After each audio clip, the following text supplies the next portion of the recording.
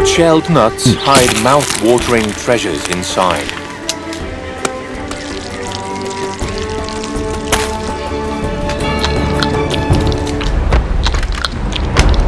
The troop's youngsters watch, learn, and train.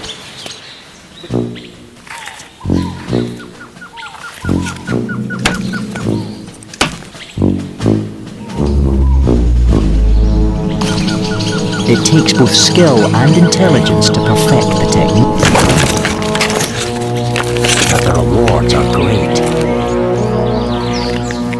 Even if a little bitter. It's a significant moment. Capuchins only survive here by being smart and learning from trial and error. But such intelligence is not confined to primates.